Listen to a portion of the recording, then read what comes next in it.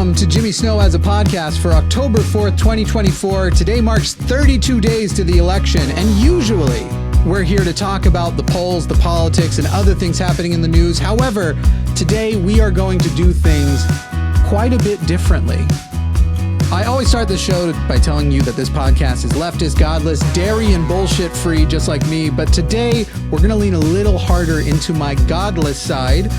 For those of you who are not familiar with me, because I think this episode's maybe going to draw in some new people who might not have been introduced yet, I'm Jimmy Snow, and technically, despite my public atheism, intense criticism, and occasional bedroom antics with men, I am technically still a Mormon.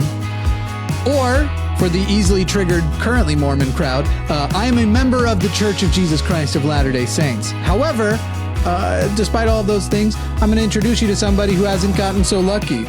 Today, I'm going to be speaking to and asking questions of someone I'm very, very fond of. I've admired this person mostly on Instagram. That's where he is constantly in my feed, and he was just let go, fired, if you will, or more accurately, excommunicated from the Mormon Church. I think within the last week or so. I don't think we've passed a week yet. I could be wrong.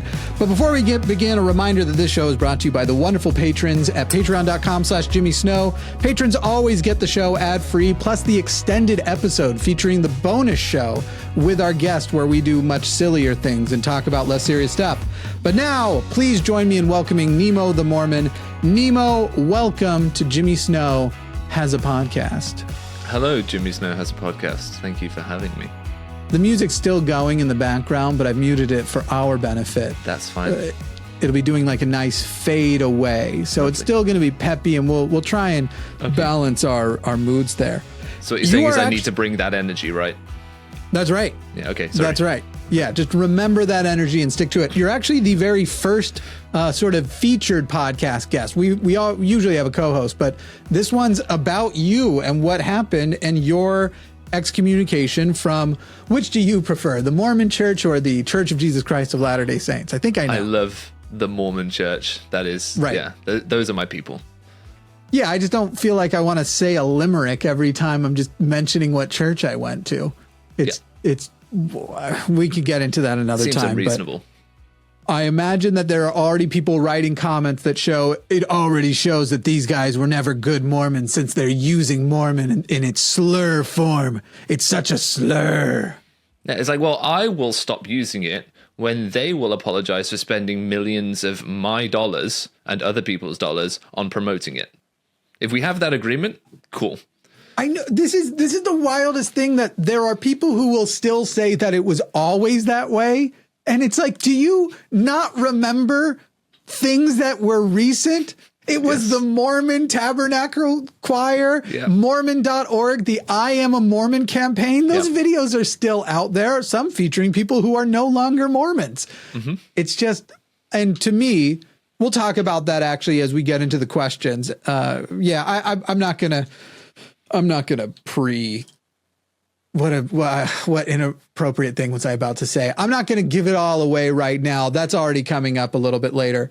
So first of all, when was the event of your excommunication? The decision reached me on the 30th of September, because you put the date before the month. That's how that works, everyone.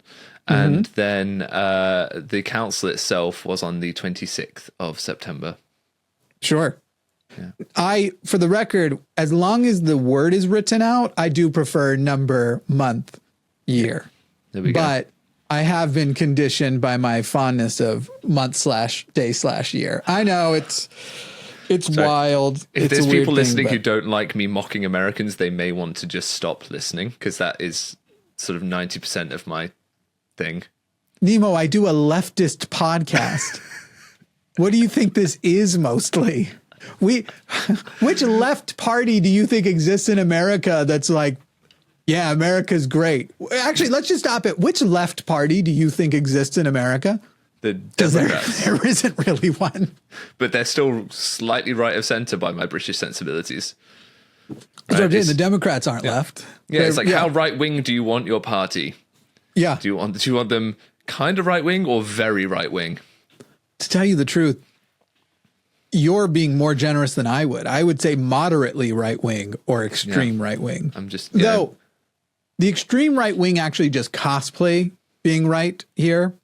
Oh, they are actually quite fascistic and authoritarian, not more. They're not small government at all. I mean, Donald Trump exploded the deficit and they're all like, let's have that guy back. He's the bomb. Like they're just, they don't know what their values are. What's up. They don't have real values. Unlike you and me. And our values are, no, I'm going to try to keep the first half of the podcast broadly appealing. Sorry. Draw everybody in. No, it's my fault. I want to just immediately be like, down with the system. We march on Salt Lake tonight. Not really. Calm the fuck down, people. I was about to say, your capital got stormed over a shorter sentence. So that's true. That's true. Yeah. Your disciplinary council, which for those, I guess, explain to people listening what a disciplinary council is. I wouldn't know. I've not been invited to one yet. Yeah. Well, all the cool kids got invited to them. So Jimmy, up your game, son. What more do I do? I will have sex with men. What more can I do? Well, I've got the letter, here that invited me to the council, and so a membership council or a disciplinary council, whatever we want to call it, is what happens when they've decided that you have been a very naughty boy. And you need to be invited to come and repent. Down H. Oaks, the next in line to be the prophet of the Mormon Church, recently said that we need more disciplinary councils because they're an essential step in people's repentance. So we need more of them, please and thank you. And shortly after he gave that instruction to stake presidents and bishops, what do you know? I got a letter in the post. Correlation doesn't equal causation, but, But conspicuousness does exist and we're not naive. I mean, there's those things. Yeah. It's interesting. I also think it's weird. And everybody who is about to hear the following phrase, just believe it. You don't need to look it up. Dallin H. Oaks has a lot of different policies that you're going to see a big difference between him and current old Russie when he gets in. You'll see some massive changes. And I think some harshness, honestly, that maybe Russ has just become too old to employ.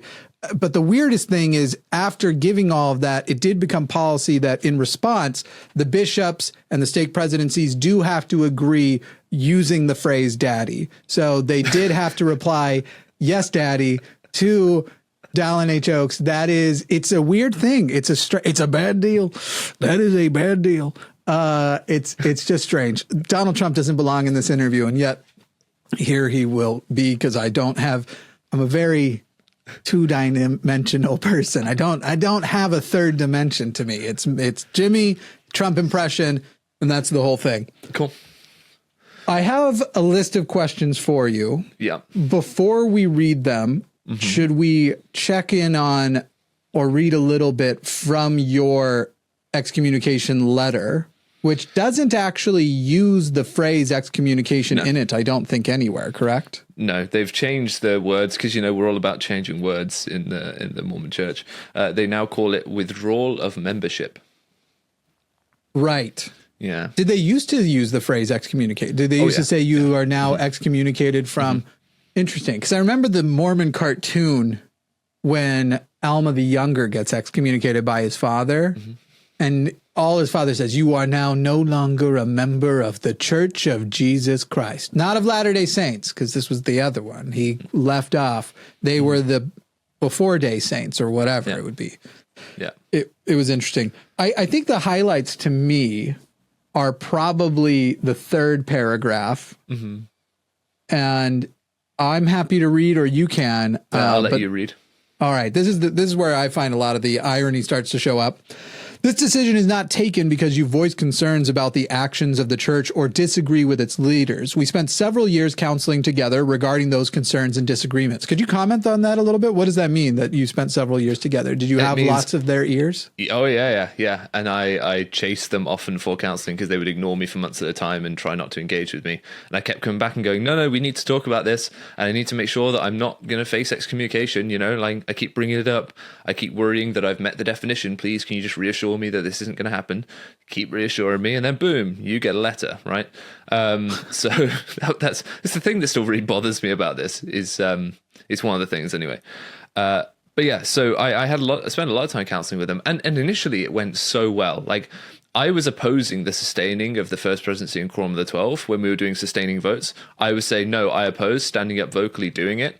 And my reason was because they've lied, right? Right. And my state president, we eventually, after lots of counseling, got to the point where he said, well, you can't say they've lied because lying is a matter of intention. So we'd have to speak to them. So I then wrote the Quorum of the 12 and First Presidency an email directly because I found their email addresses. And I was like, right, okay, here we go. And I called them out on it. The Office of the First Presidency comes back and goes, okay, because my question was, what can be done when the factual nature of one's concerns cannot be resolved by the state president, i.e. the state president can't speak to the intent, therefore he can't resolve the factual nature of what's been said and whether it's a lie or not. So they said, send us the evidence, we'll investigate, which is a little bit sus when the people that are being accused are the same people they're investigating. But Dan H. Oakes agreed to investigate the 3,500 word document I sent him with like a dozen instances of lying in it. And he comes back 3 months later and goes, oh yeah, here's a Fair Mormon study that said I didn't lie about electroshock therapy. That's the help I promised to give you. I'm like, no, you didn't. No, you didn't. Here's I'm going to Kellyanne Conway this, attach on to one phrase and then cite something that doesn't really address it for you. Mm-hmm. That's beautiful. Yeah. Well, because the Fair Mormon article said there was no evidence he would have known about electroshock therapy at BYU, but the document I sent him contained evidence of memorandums of meetings that he had signed to say he was present and had discussed electroshock therapy at BYU. So he did know, and I provided evidence to him that he did know. So him holding the position that Fair Mormon holds, that there was no evidence, is just wrong. Like it's he a sort lie. Of affirmed knows he lied and is now lying once again. Yes. To me this time. Yeah. Yeah. At least hide behind the fact that you are ancient and just say, oh man, I'm old. I forgot. I guess I knew, but just didn't remember. Yeah. It's all he had to do. When the Salt Lake Tribune reached out and said, here's some evidence that you did know. Do you want to comment? He went, nope. Man. Which at that point, right, he's allowing the record to reflect that he claims he didn't know, even when he had an opportunity to put it right, both with them and with me, and he declined to. So their letter continues, this decision has been taken as a result of your persistent efforts to persuade others to your point of view in opposition to the church and its leaders. So essentially, we're not mad about your concerns. We're mad you share them out loud. We're mad that they're compelling and persuasive. Yep. It is simply not possible to remain a member of the church in good standing while actively seeking to lead others away from it. Now, does this add to the trauma that I'm doing it because I sound much more like an American apostle of the church? Is it because you would have been reading this in that British voice, but now well, no, because that was written by my state president, so that's fair. Fine. I really take exception to that idea that I have been encouraging people to leave. And this is where we could get into, you're never ex-Mormon enough for some people and you're never faithful enough for other people, right? You just cannot win in this space. So I gave up a long time ago trying to win. I thought, well, I'm just going to do it my way. I don't care. And some people like it, some people don't. That's whatever. So I have never encouraged people to leave the church, like ever. Right. I've said, here's the problems. Here's the evidence I have that these problems exist. Here's the evidence that they're lying to you. Here's the evidence that the government just fined them for hiding money, right? Here's all that. Tell me what you think, and then do with it what you want. Because I don't care whether people stay or leave. I'm kind of apathetic to that. It's about, okay, well, if you know and you want to stay, you've clearly got your reasons for wanting to, and that's all you. I can't speak to that. But if you stay and you don't know, then it's my moral obligation to inform you when you see something wrong like this happening. It's my moral obligation to tell people that it's going wrong. But also so ironic coming from them with the standard they set of what that would even mean to spread an idea. Mm-hmm. Like I've talked about this I have this channel called The Line. We do right now 8 call-in shows a week. And so there's a bunch of us over there. For people, again, listening, if you didn't know about it, now you know. But I've said it many times. We don't do a call-out show. We don't dial out. Mm-hmm. We do a call-in show. You call me, I'll tell you what I think. You find my content, I'll tell you what I think. But I don't target and go find people and then try to compel them to change their mind. This is for a person when they want to seek that information or that challenge, they can bring it to me. There's zero calling out. It's all calling in. And so there is just an irony when it is, in fact, your church. Mm-hmm. And that irony is about to get highlighted in a moment. Actually, let me read the part that will make it more ironic. It was So talking about you can't stay in good standing, it is this behavior without consideration of personal circumstances or vulnerabilities, which demonstrates a clear pattern of intentionally working to weaken the faith and activity of other church members. That's where the irony gets to maximum level, because the church literally recruits against vulnerabilities, against their missionaries are going out and they're trying to, what chores can we do around the house? Let's do some service project. And they are waiting till they find that person who is beaten and broken and just feels like there is no hope. And then to give them that hope only at the cost of 10% of their lifetime earnings. And it is their predatory behavior that they are accusing you of. One of these, every accusation is in fact a confession. Yeah, and you know, there was a woman in my ward who used to get up and bear a testimony saying the missionaries found me the day my mother died and they offered me the chance to see her again. I was like, just stop. Everyone listen to that for a moment and then try and understand why she found the church a compelling, you know, proposition at that point in her life. It's obvious. And that's not to say she isn't finding health or happiness in it, but, you know, it's very clear that they thought, right, here's one. We've been told to go after the vulnerable, the lonely, the upset, etc. Here's a prime target. Again, so they brought up, they've kind of said it's not really my YouTube channel. They're not too fussed about that. One of the things they brought up in the disciplinary council was some private communications I had with an individual. Again, nowhere in those private communications did I encourage someone to leave the church at all. I shared information with them. And then the High Council, they seem really bugged about some emails I sent to the High Council, about 8 of them, ranging from 2 years ago to 6 months ago, where I reached out to my stake leaders and raised concerns about what was happening to me on a stake level and gave reasons why they should be included in the communications. And it's this idea that somehow I've reached out to these vulnerable stake leaders without consideration of their vulnerabilities and whether they want to hear me say that Dan H. Oakes is a liar and that's why I voted opposed in stake conference, just so you know, right? There was more context to it than that, obviously. But they're called the High Council and they cannot... Right?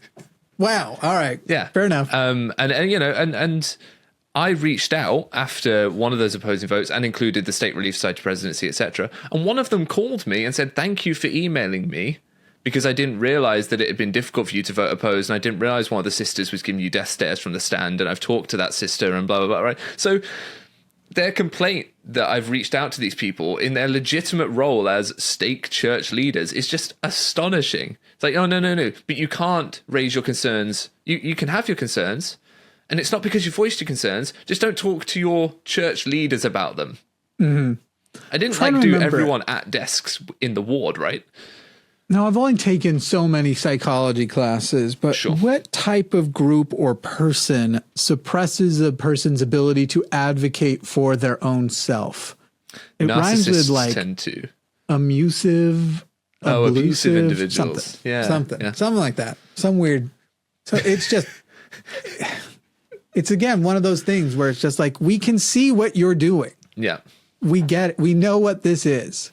Oh, but it's okay, because when they sent me the letter calling me to this thing, they said the teachings of the Savior emphasize principles of love, understanding, and compassion. And it is in that spirit we approach this council. So, you know, Jesus did it with his love and compassion. Wonderful organization. Too kind of them. All right. Sorry, feeling a bit snarky. No. I encourage the snarkiness. We're actually going to just take a small break because I'm realizing there's something I want to fix about the stream. Okay. Anybody who's watching will later, obviously. If it's my eye, you can't. No. We've only just met, so I don't know how many of these jokes I can make. But if I happen to have had one of those like glue-on bobble eyes you have for what people put on things, this would just be the perfect moment for that. I mean, you don't go on the internet as a public figure with an eye like this and not expect people to talk about it, so you have to lean in. Yeah, those loving Mormons who I'm sure never bring it up at all. Anyway, we'll take a small break. It's not going to be a real break for anybody actually listening, but we'll be right back, and we'll start the questionnaire portion of this thing. All right, things are fixed. A little bit of a bump in audio and video quality shall have begun. I guess this is a weird phrase to say. My last question before we start the questions is the official written down questions. The very end talks about within 30 days of this letter, you may appeal the decision to the First Presidency. will you be appealing? Have you appealed? I will be, of course. Awesome. Yeah. Are you having to write it? What does it say? Sent to me, and they'll promptly submit your letter. So you have to use the stake president as an in between, because I assume he wants to see if you're gonna, rat on him. Exactly, right? If I call out his behavior in all this and say, he didn't let me have the High Council there when they were meant to be there, he didn't do this, he didn't do that, they actually failed to provide any evidence that I have intentionally done anything. They provided no evidence of my intention. A feeling that I intended to doesn't count when you say in the letter that you sent me that things have to be established, right? You can't establish charges against me by saying, well, I just feel like you have. That's not what establishment would mean to any rational person. So like I said earlier, I've been able to contact the First Presidency and Quorum of the 12 directly before. So if he doesn't pass it on, there are ways to make sure they get it.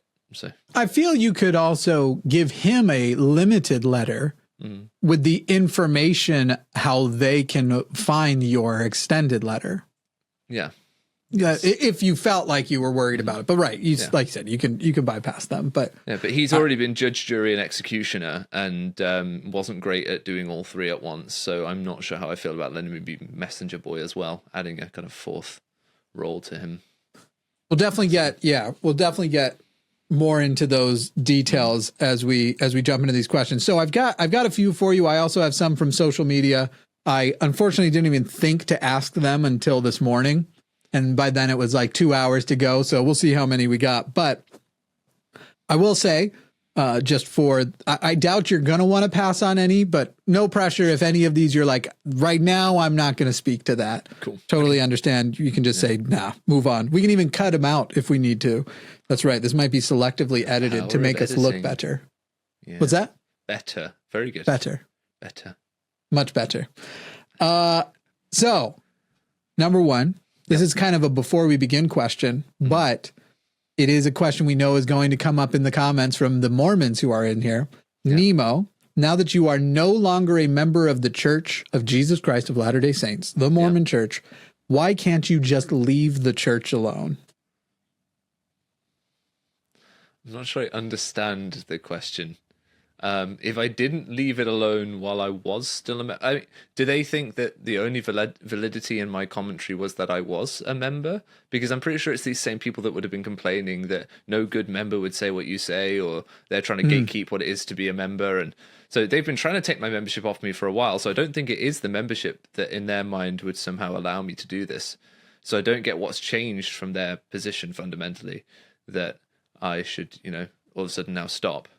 Because I don't know if that's necessarily what I'm meaning to ask. More just the general, as an ex-Mormon myself, though actually still Mormon, a Mormon ex-Mormon. Yeah, I've seen myself and others in the space. Certainly, Ex-Molex gets it a lot. Yeah.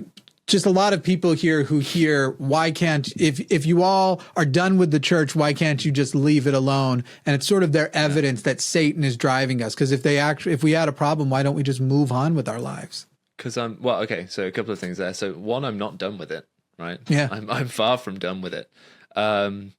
Two, if their approach to life is whenever they see a problem, they just ignore it and walk away, like that's cool if that's what they want to do, but that's not how I live my life, and that's not how I operate in the world. If I see problems, I'm going to try and fix them if I can.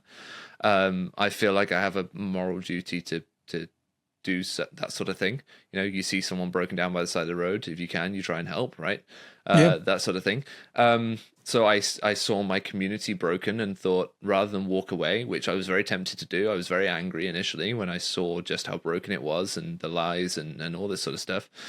I thought, well, no, actually, it's their job to deal with me. It's their job to, have to answer to this, as it were. So I'm going to make them answer for it, and I'm going to bring it up, and I'm going to talk about it, and I'm going to raise my objections, and we're going to see what we can do. And we've made some good progress in that regard. I know with the safeguarding checks and all that sort of stuff. So there are things that have been achieved by not just walking off. So if that's your shtick, fine, but I'm not going to just walk off. It's kind of like people who recover from addiction or abuse. There are some people who, when they are done, they just need to separate themselves from it completely, and then that's what's good for them. And I agree. If that's a person's shtick, that's it. But then there are others who are like, it's important to me to stop other people from being subjected to abuse, to support the people who are ready to move on from an abusive relationship or ready to take control of their life when facing addiction. Both things I faced in my past. And they're also things that are important to me. And honestly, the addiction and abusive relationship that I am the most interested in helping people who are ready to leave to get away from would be the Church of Jesus Christ of Latter-day Saints. Again, they come to me, not the other way around. Yeah, and I think, it's not, I mean, it's some ex-Mormons sometimes, ex-Mormon Reddit, like, why don't you just leave? You'll be happy. And I'm like, oh, no, because that worked for you. But you don't have to, like, yell what worked for you onto me and, like, get angry that what worked for you may not work for me, or that I don't want to do what you did, right? There's some people that they get quite irate that I haven't done what they did, but whatever, that's people. But by and large, I don't think the people asking that question are people that have left and are going, why don't you just move on? Why don't you just do that? Right? It's people who are still in and they can't understand why are you still talking about this group? But for those 4 years, I was still in. Right. So yeah. I had a right to, and I still do now from a slightly different lens. But, when I turned up in Texas, I was like, well, no, I am a member of this church. I am, and I'm going to tell you that the leaders of this church are lying to you. So, yeah. What's funny is part of what you just discussed will come up in the next one. So I'm going to give you a question that actually came from my sister. Okay. Now that you have been excommunicated, will you be changing your name to Nemo the ex-Mormon? Does your sister understand how search engine optimization works? I think she was I think she was joking. Maybe, I don't know. A lot of people don't know that. No, absolutely. And I wouldn't expect her to. I won't be changing it. Partly because the church has got such a bee in its bonnet about the word Mormon that they can hardly get upset if I want to use it. Right? If anything, it works for them and it separates me from the true believing members because he's still using the M word. So there's no need for me to change it in that sense. But I know you went through this when you went from Dear Mr. Atheist to Jimmy Snow, right? And I saw you had to do like posts about it, like, I'm changing, please don't disappear, audience. My name is just changing, please come back. Right? It was more of, I want to not be boxed in by this thing. And also it's crazy that when people recognize me in public, they don't say, oh, Jimmy, they go, oh, Mr. Atheist. And I'm like, do you want me to get shot? What's wrong with you? We are in rural Texas, man. Yeah, well, especially now, which is funny. I told you recently I got recognized in a rural town, and I was literally like, we are, and they called me Mr. Atheist. I was like, But yeah, it was, I still do the Dear Mr. Atheist thing, but it was just feeling very boxed in. I told her that you'll be going by Nemo, the ex-member of the Church of Jesus Christ of Latter-day Saints. That's what the church would prefer, I think. The thing about the label Mormon, I basically, after they made their whole fuss about it, I now will just say I'm a Mormon, because I think if anything, we deserve the title more than the membership does. People who are recovering from an abusive cult and the foundations that instill in you, which this is the thing I've only started to identify in the last few years. I was talking about it with my brother recently, that even a progressive still in the church Mormon, and to some degree just Mormons in general, we still have some foundational thing in common that I don't have with other atheists, for example. There's a level of understanding of where we came from that other atheist people, other activists, that they just don't get it. And it's a different thing that's not really easy to communicate because it is so ubiquitous in your life and a part of your foundation. And so even progressive Mormons, moderate Mormons, I would say everything but the worst of them, I will still feel like I have more in common with active Mormons than I have with a lot of atheists, obviously specific to the foundations of my personality and upbringing and everything. I mean, Sam Harris doesn't understand what a little factory is, right? Smart and clever as he is in the world of atheism, he doesn't quite know what it's like to have had that Boyd K. Packer talk given to him as a pamphlet as a developing young man, right? Right. Or to hear Doubt Your Doubts, which luckily I was out before I heard it. And I got to hear it with the like, oh man, how I would have taken that differently. But I was there during the whole not telling people how to vote, but let's go support Proposition 8 together. We are politically neutral, but let's charter flights, lots of them. Let's get people to California and let's phone bank and all. It is so different. And then hearing, you're hearing your bees, your Hinckley bees and everything. There's just this thing. And so to me, you can take away my membership, but you can't take away my Mormonism. It's in there and now a part of me. And even now, I'm approaching, I will, within the next 5 years, I don't know the exact moment I really acknowledged that I was out. I think I was probably 19 or 20, but I didn't come out until I was 21. I know when my first doubts showed up, that was actually a little bit younger when I give the 2-sentence version of the story, but I'm in a sacrament meeting and a woman's giving a talk about a homeless person secretly living in her house and helping with chores, and what a blessing that turned out to be. The hiding somewhere that they couldn't find, and they had to tell him that he had to leave once they found out he was also playing with their kids when they weren't around. And so and then she at the end starts crying and talking about what a blessing he was and how hard it was for him to leave, because she knew that in some way that he was an angel from God. And I'm looking around. I looked at my dad first because we had similar senses of humor. And we exchanged this look of, so this is crazy, because he even understood it. But then I looked around the rest of the congregation and people were crying and like really touched by this story. And that was the first time I immediately prayed for forgiveness, because my brain went, what if it's bullshit? What if this is bullshit? And I went, oh God, I'm so sorry. Please forgive me. I shouldn't have that doubt, blah, blah, blah, blah. But yeah, anyway, I will be in the next 5 years out of the church for the same amount of time I was in the church. Right. And yet it's still, you're never really out of the church. You never really lose it completely. No. Again, just my faith. Skin, right? I'm in it. What's that? It's under your skin.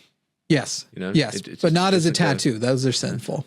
No, it's as a mark, which may or may not actually be a darkening of your skin, depending on which apologist you listen to.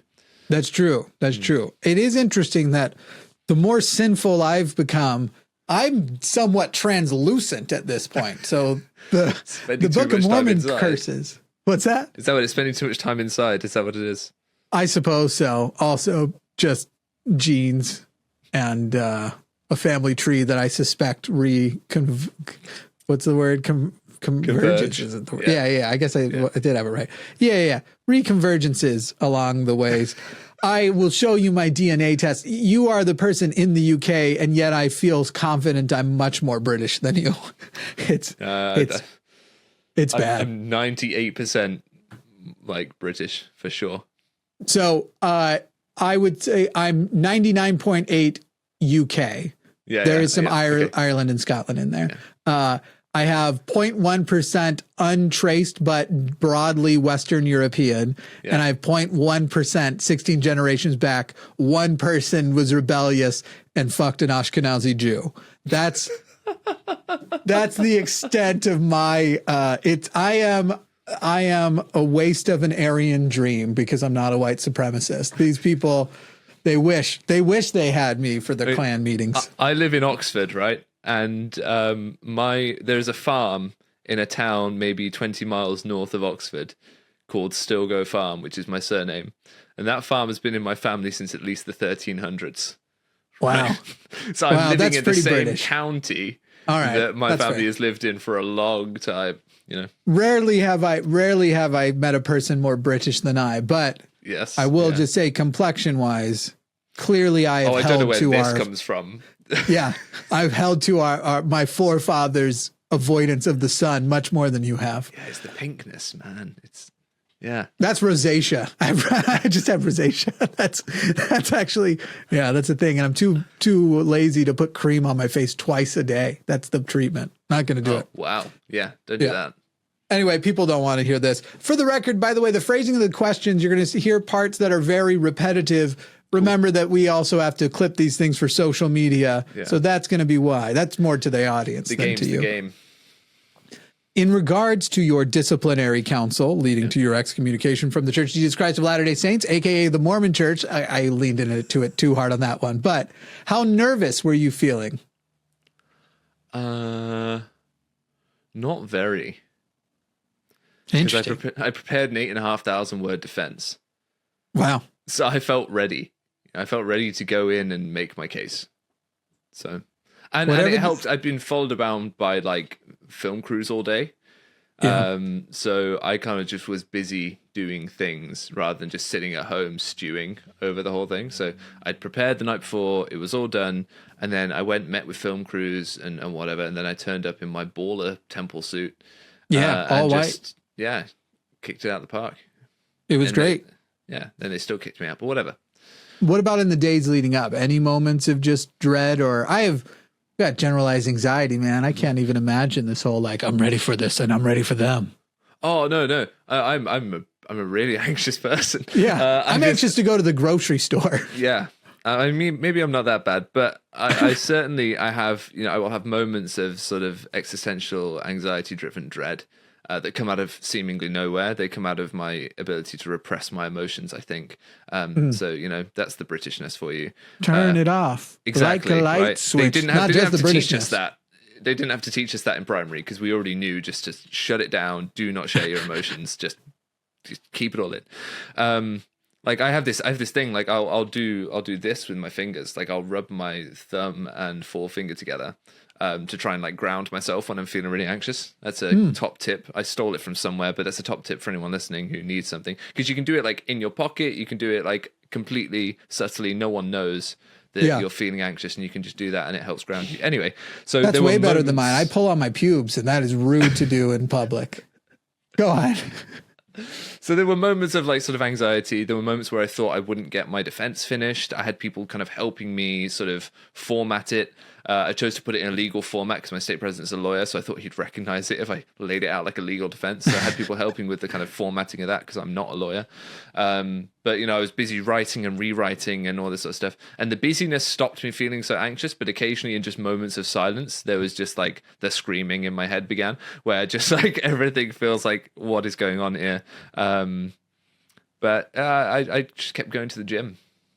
That fixed a lot of it. I was like, I'm just going to go throw some heavy stuff around for half an hour and that'll make me feel better. So yeah. I now hate your advice. Talk to anyone or share my feelings. Go to the gym. What are you going to say next? Eat healthy. I wonder if this is going to be something ultimately Oaks regrets, because I think between you and I think what will be several other people who are now encouraged to be more vocal during their DCs, I wonder if they're not going to be like, we probably shouldn't have been creating so many canon events for stake presidents to have their faith challenged, because at some point that's going to start paying dividends. Mm-hmm. I think that's the reason they wouldn't let the High Council be in there. They didn't want me to, share what I've been sharing, even though it was emails to the High Council that were a point of contention. So it would have been really helpful to have them there. So I could have said, right, which one of you lost your faith? Come on. So which one of you was it? That actually leads to question number 4, or ties in very well. Regarding your disciplinary council at the Mormon Church, what was the room like? How many people were there and what positions were they in? We were in the stake president's office. The stake presidency was there. Me and my wife were sat there. My eldest quorum president was there supporting me. He was very grateful not to have had to say anything. There was a clerk there who was writing notes to send off to church headquarters, which, thanks to British data protection regulation, I have a copy of those notes. So I know what was sent off or used to prepare the report that was sent off. Excellent. And then another witness came into the room and then left again. But there was 1, 2, 3, 4, 5, 6, 7 of us in stake president's little office. A witness which left the room? So my wife was one of my witnesses who spoke like on my behalf. She did a character witness. She said he's an all right guy, I guess. And, that helped. And then another one of my witnesses, because he wasn't there kind of supporting me like my wife was, he came in, delivered his address, and then left again. Interesting. Yeah. Man, I feel like you could have had somebody baller come for you, though. We should have. I wish I had known. I've been like, who can we send? Well, so, Jim Bennett? Are you aware of him? Probably, but I'm terrible with names. He's a member of the Tabernacle Choir. He wrote a rebuttal to the CES letter, so but he's quite an open guy, and he appreciates that I've been asking questions and trying to raise concerns, and excommunicating me isn't the right thing to do. So he wrote a letter in my defense, and I submitted that. We were trying to work out if we could fly him to the UK for it, but it fell apart. Expensive. Yes, that's true. 6'6" Utah walks into the room. Man. Next time, message me. Next time you get excommunicated, message me. We could have crowdfunded that for sure. Yeah. On the next excommunication, give me a call. That's wild. That's wild because I think I have read his rebuttal to the CES, and I wasn't impressed. But he seems like a good guy. This thing, active believing members of the church like what I do. Like, I had people that wrote emails, and I gave this to my state president, who said, far from taking me out of the church, Nemo's work brought me back because I realized I could be in the church and still voice my doubts and concerns. Sure. And now, if they're full tithe payers, meh. Yeah, but but now they're saying, right, well, is there a place for me then if you're kicking this guy out? So I don't think the church realizes how many people there are that are in sort of fragile positions that are within the church that are still contributing, who are like, oh, maybe this isn't a place where I can be, There are certain individuals I wish would have such an awakening. There's one specific creator, I'm not going to name him, but he's become quite collaborative with a lot of atheist channels. And I'm just like, unless you can publicly acknowledge that you do not financially at least support the Mormon church, I can't use my platform in a way that is going to give you money, which will give 10% of that to the church. Just can't do it. Well, you'd be grateful to know I stopped paying my tithing the moment I found out about the size of Enzyme Peak. Yeah. Right. I am grateful to know that. Yeah. I am grateful to know that. Now you get to, well, never mind. We gotta keep track of time a little bit better. Which is my fault, not yours. That's all right. Number 5, in your disciplinary counsel by the Mormon church, I'm going to retake that one. I feel like my tongue tied up. In your disciplinary counsel by the Mormon church, what kind of record keeping was allowed by you or by the council? And were you allowed to bring notes or take notes? So I brought my 8,500 word defense with appendices, including a full transcript of all my content over the relevant period for them to read through. I laid a copy of that in front of each of them. I was allowed to take notes during their sort of accusations towards me, but I had to destroy those. And they were allowed to take notes that they would then use to create a report that was sent to Salt Lake. And I got a copy of their notes because, data protection regulations in the UK are awesome. It's wild to me, the idea that you needed to destroy your notes. Did they give some sort of justification for why that would be? Because I signed a confidentiality agreement that says I wouldn't make a written record of what happened in the meeting. Or an audio or a visual one. So it just speaks to this is that dumb thing that people say, we don't have secrets. There are things which are sacred. No, it's secrets. Like that's secrets. They're apparently allowed to make the record that's going to be. So if there's going to be a record of it, why is it important to you that the record be only from the one side? Mm-hmm. Well, you can offer both and let people make up their own mind. But you're saying that he's trying to take advantages of people's vulnerability and paint the world as he wants to see it. Again, every accusation a confession. It's just wild. Yeah. But joke's on them because I get to tell the story. So this actually answers number 6, which you and I had already talked about. But what steps were taken to ensure you were not recording your disciplinary counsel with the Mormon church? Just the confidentiality agreement, or did they pat you down? Had to leave my phone outside the room, all that sort of stuff. And then, like, during the meeting, my eldest quorum president's phone goes off in his pocket, and I'm like, "What are we doing here?" Like, so it's just you, get that thing out, right? Yeah. And he was told to put it out of the room, and he did. And I was like, but so I've gone through the effort of taking my phone out of my pocket, giving it to whoever's waiting, blah blah blah. Yeah, madness. No pat downs, no magnometers or anything. No. That's good. Yeah, I did like the most millennial thing I've ever done. I bought a printer so that I could print off my defense, right, for people. Yeah. Right? I had to go and buy a printer to do that, and then this guy's got his phone. Yeah, wild. Yeah. Interesting. Did you have to leave the notes for them to destroy, or did they just have to witness you destroy them? How did destruction go? I was meant to leave them, and then they got mixed up into my papers, so I shredded them at home. Because you had agreed to do so? Because I'd agreed to do so, yeah. Gotcha. And I'm a man of my word. Excellent. Yep. That's important to us, not them so much, but it's important to us. Yes. Number 7, how long in total was the retake it again. In your disciplinary council for the Mormon Church, how much time did they take? 90 minutes. An hour and a half. Was that budgeted ahead of time? They told you it would be limited to 90 minutes? Or did they told me they anticipated it would take 15 minutes to share the evidence against me, and then I would have 45 minutes for rebuttal. So they budgeted an hour. I think some of my witnesses went slightly over, and they allowed me a bit of extra time to finish and stuff like that. So it was, excellent. Half all told. Did they record the audio of the... No. Just written notes. Why? Just so stupid. It's so obvious. It's so obvious, even if it's for their records. But I suppose that might also have to do with the fact that you do have more protections in the UK, and that would become a matter of data record as well. I'd then be able to have access to those audio recordings. Yeah.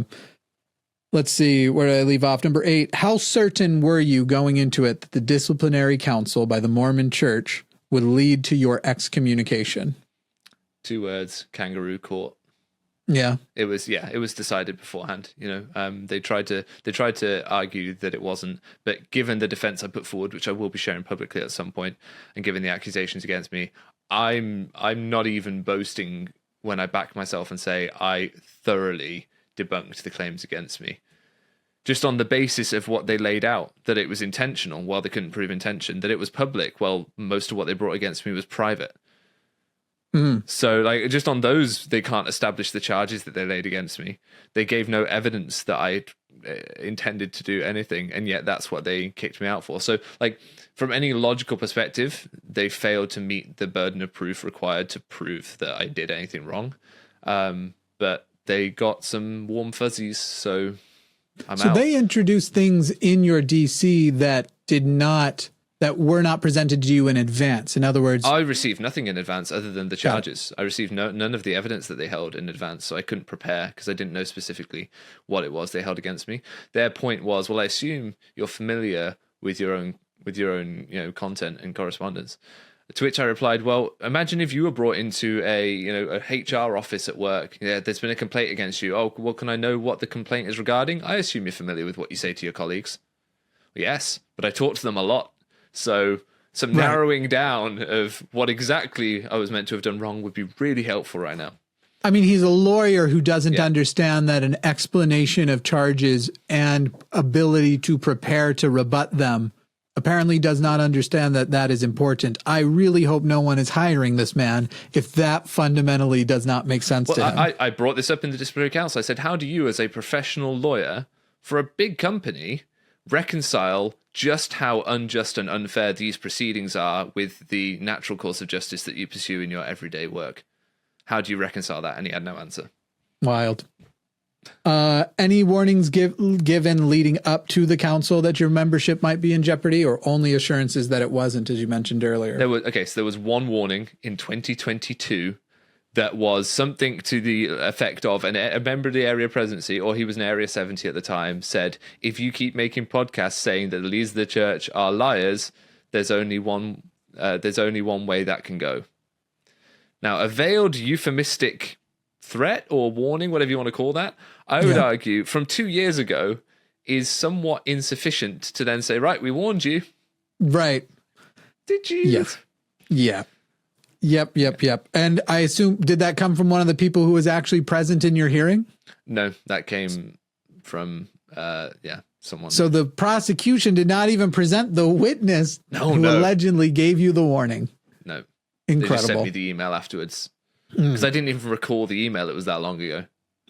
In your discipline, I'm having a bad day with my own tongue. In your disciplinary council for the Mormon Church, what main points of contention did you bring up succinctly? We're closing in on time here, and how were those points met? Oh, I think it was simply that, They said that I did these things publicly, and all the things they accused me of were private, pretty much. And they accused me of intentionally working to weaken the faith and activity of members. And I said, not only have I not done that, not only can you then not prove that it was my intention, but also here are 1,000 emails from people saying I didn't weaken their faith. Excellent. Now that you've been excommunicated from the Mormon Church, will you still attend meetings regularly? That's the plan. Do you think there's any threat of them asking you to no longer be in attendance? Well, that would be in contradiction to the letter, which said I'm still welcome to, engage with my ward community, but just don't talk to them, it would seem, because it told me not to talk to people in their place of worship, which is another thing I push back against. I've never made anyone uncomfortable in their place of worship by presenting difficult information. Oxford First Ward is a very liberal ward, and it's a very sort of vocal Sunday school where we do raise concerns, but no one's ever told me off for that. No one's ever said, oh, you might want to tone down what you're saying in Sunday school. There are people that say worse things than me in Sunday school, about the church's financial activities and that sort of thing. So, do you ever share during fast and testimony meeting? Do you think that you will be restricted from doing that from now on? I won't be allowed to do that from now on, but my claim to fame is I got up, so while I was Nemo the Mormon, like last year, I gave a testimony in fast and testimony meeting in Oxford First Ward. Gerrit W. Gong, current apostle of the Mormon Church, was sat behind me, and he thanked me for my testimony afterwards. Do you anticipate they will try to prevent you from taking the sacrament? Do you intend to take the sacrament or no? I did ask them, have they instructed the deacons to slap the cup out of my hand? And they said, well, no. So they can't stop me. It just depends whether I decide to play by their rules or not. Interesting. Last question, kind of. Your history as a Mormon before being excommunicated. What was your highest office, calling, mission, and where was your mission? Mission was England, London South. Mission, I served at the temple, primarily. I was an ordnance worker on my mission, which was an interesting time. My highest office was Sunday school president at the age of 19. Just before I went on my mission. I'd slowly worked my way up through Sunday school presidency. What was the other parts of the question? I pretty much got it. Highest office or calling. But office would be you're an elder, right? You never made it to high priest. Never a high priest. Do you know what? I never made it to elder. I am a mere priest. I can only bless the sacrament and baptize others, but not give them the gift of the Holy Ghost. Never made it. Didn't go on a mission.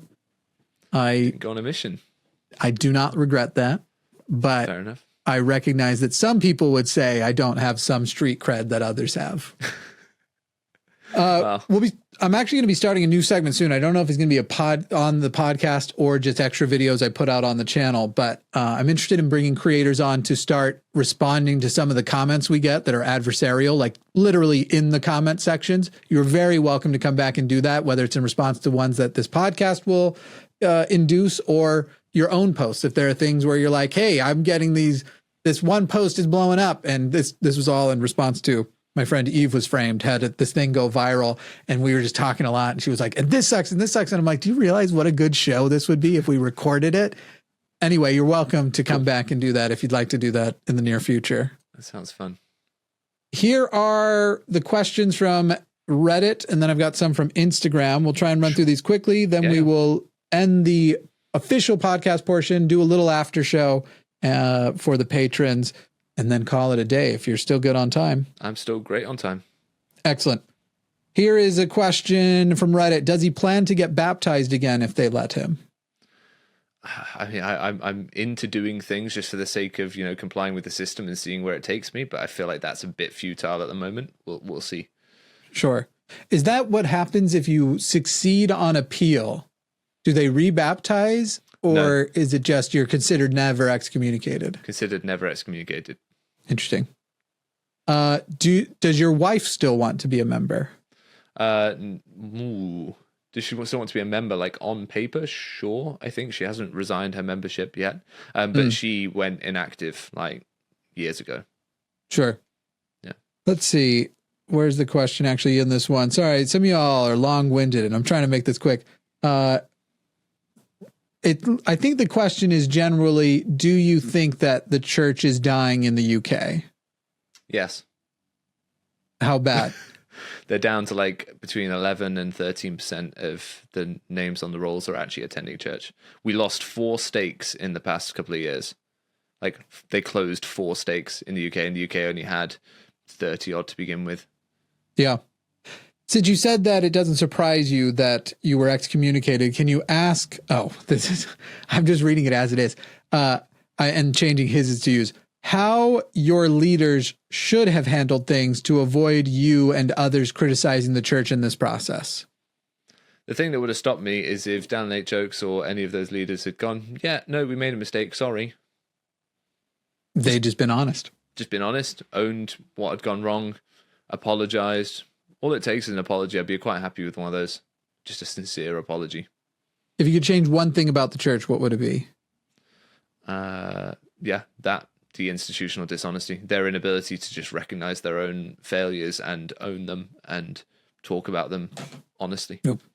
Do you think that the church is unchangeable, or for it in a way that in which if it did change, it would be able to maintain its financial superiority?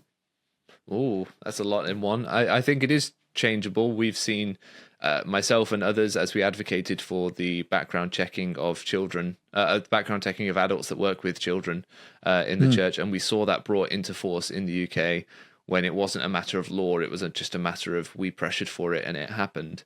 That was excellent. So, from a church that sat down with a government inquiry in the UK and said, we have a gold standard of child safeguarding, to then turn around and go, maybe we do need to introduce background checks after all. Is it changing? And those things can happen from grassroots activism. Priesthood ban never would have been removed were it not for activism. Interesting. I will say this next question, I think we've pretty much answered over the course of the whole one, but why did you want to remain a member of the church when you've proved it to be so wrong and so false about so many things? Why, after knowing the Mormon church is a fabrication, did you still want to remain a member? Because it's my tribe, they're my people. Yeah, there's that element to it. There's the element I take where people seem to think it's unredeemable, but I take the pragmatic view that it exists and it has vast wealth and it has vast influence over people. And if it could be made to be better in a small way, then that's great. Take, for example, right, I can't take credit for this, but I'm one of many people who have criticized the church's lack of charitable spending. And it seems like, for everything we can deduce, that this year they have actually increased the amount of genuine charitable spending, not just like fast offerings or whatever, but genuine faith-blind charitable spending. If you as an individual can get a large organization to increase their charitable spending by 0.5%, which equals hundreds of millions of dollars, that is more charitable work than you could do as an individual in your entire life with all the money you earn.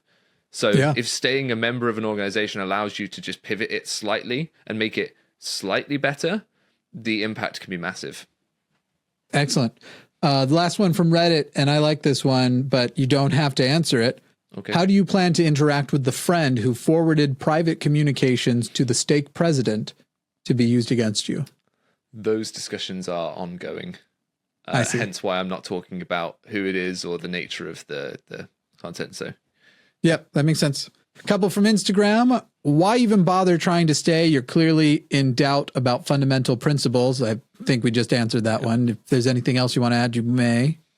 It's just that the fundamental principles ultimately don't matter to the fact the church exists right now. And, so you find yourself, you're born into a religion.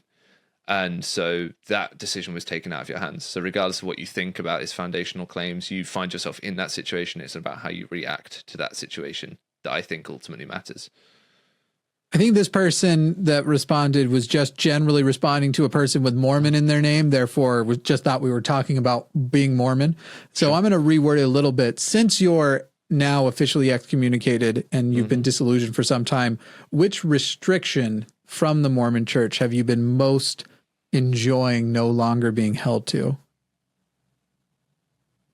Do you drink coffee? No. Interesting. I love coffee, but my body doesn't tolerate caffeine, ironically. I also can't drink alcohol, really. So I'm living the word of wisdom. I live a very Mormon life. Interesting. So. All right. Did you watch Game of Thrones? I don't think that's very Mormon. Wow. No, I haven't watched Game of Thrones. Goodness sakes. Still going. All right. Fair enough. If you think of one. I swear a little bit more, maybe. Yeah. Because I read about Brigham Young's potty mouth and I think, okay, well, maybe that was all right. But also, British. Like, yeah, we swear well. Y'all just haven't had the same culture of not allowed to swear as the Utah Mormons had. I probably swore a lot for a Mormon anyway, like as just throughout my childhood growing up, you know. Ironic that these people who are the Mormon YouTuber apologists that are all terrible at it, I think you know which ones I'm thinking of, probably. Sure. They have more of a potty mouth than I have. But especially when talking about ex-Mormons and critics. Just a real quick point there. You may like this, you may not. But I was talking to a friend and they postulated that the reason they are so angry and venomous towards people like us is because they have to be nice to potential converts. They have to be lovely to them because they could come into the church. They have to be lovely to their brothers and sisters in the ward, even if they don't want to be, because that's what you're meant to do. So all that rage and anger and all their frustration bubbles up, and the only people they're allowed to express it towards are people like you and me. So they do. Yeah, that's a good point. Your hypocrisy is showing people it's not actually about becoming a better person and internalizing all of that. It's about performing it. Mm-hmm. Final one from Instagram. Thoughts on excommunication that isn't obvious? How does one even begin with this? If it's not obvious, it's going to take a moment to find anything that surprised you about the day. I tell you what, I was surprised how emotional I found it when my LDS Tools login didn't work anymore. Okay. Hey, can we do something for the thumbnail? You tell me if this is too far. All right. Would you sit up straight and do the gesture with me? What's the gesture? Oh, from the temple, the old one. Is that too far? It might be. Okay. It might be. All right. I just as the thumbnail goes, the two of us. All right, we can match our on our honor. Yeah. Yeah. I mean, it's not an official gesture anymore. You're not exposing anything. No, right? You just do the end part of it. To remember that you're still there. Yep. I'm just saying. I'd love that thumbnail, but I understand your discomfort. I'm not going to push you on it. I'm not going to push you. I won't even do myself in it. In the thumbnail anyway. I'll be doing it all afternoon now because it'll be stuck in my head. I'll be like, damn, I can't get this out of me. Just come back to me in 12 months when I've just gone absolutely off the rails and just lost all sense of like respect. Unhinged, and they'll look at you and go, see, this is what happens. This is what happens when you leave the church. Yeah. No, you'll be happier. It just doesn't, there's no point. Even, I even find my terrible times now, because it's not as though my life is just perfect. Nobody who listens to my podcast or watches any of my shows are going to be like, Jimmy, you've already told us, don't try and trick us into saying you're happy now. But I'm still happier than I would have been. And I'm still so glad that when I go through certain things, I don't have whatever the church, how it would have intercepted, either emotionally or just literally more directly in my life. It's a complicated thing. Well, do you want to bear your testimony as we I'll play the outro, and you're welcome to bear your testimony over it, and then we'll do the after show for people at patreon.com/Jimmy Snow. By the way, where's your Patreon? We should I don't have a Patreon. If you go to donorbox.org/Nemo the Mormon, you can make donations there. But I everything I do is available to everyone. That's like my shtick. It's like everyone gets it. If you want to support me, you can. If you don't want to support me, that's also fine. I'm not gatekeeping this. I feel something about withholding things in exchange for money just triggers a bit of a hang up I have about tithing. And I know that doesn't apply to all creators, but for me, that we're gonna ask what your favorite kind of socks are in the after show. Like, listen, here's my encouragement to you, because quite frankly, I agree with your sentiment, and yet have two successful Patreons, one for the line and one for the podcast. Yeah. You should definitely, I assure everybody listening, I will be encouraging him to, you can put up a Patreon that's literally $5 a month and you will get nothing out of it. Oh, sorry, I have one of those. Yeah. Well, where do the people find that? It's Nemo the Mormon Patreon. Google that, you'll find it. All right, I'm going to get the URL for people. That's all I'm saying. I'm not talking about for exclusive content that's important. I definitely to start it for you'll get this video a little bit earlier, and I was like, I can't be bothered to do that. Like, that's true. Yeah. Yeah. So go to patreon.com/Nemo the Mormon and support him there. He's a great guy. He deserves it. And know that you won't get anything important from any of our Patreons. Literally, On the line, we do a patron-only podcast where I will call a random host, and then I ask them questionnaires about, like, have you ever tried virtual reality? I'll probably call you for it one day because I do it with any of my friends. I'm pulling fur out of them. I'm not seeing spirits. There's like a dog. There it is. Hang on. There's dog fur. I cannot see it. Yeah, that's fine. That's fine. Look harder. I've only got one eye. I know. I was trying to think of how to make the joke. Going with it, and then you was like, "Go on, I'm going to let him have it." That's fine. I was going to say something like, "What's wrong? Why can't?" Anyway, there we go. Go support him on Patreon. It's the right thing to do, but you won't get anything important. That's just my promise for all of my content. Feeling that you're supporting me. I think that's what it says. I see baptism. You can be baptized, confirmed, endowed. That's brilliant. And get a second anointing. Yeah. Y'all go do it and listen to his still small voice. But people like little fun things that you can do. Yeah. Like, I'll talk about blah, blah, blah. Oh, I love your tithing one. My goodness. If you ever get that, wow. What number does that come out to in pounds? Because it's $895. I think, I made it. I made it a specific number, and I can't remember what number that is, but it was a joke about the church's financial assets. But I can't quite remember what the joke was now. I've thought about doing a buy my silence tier.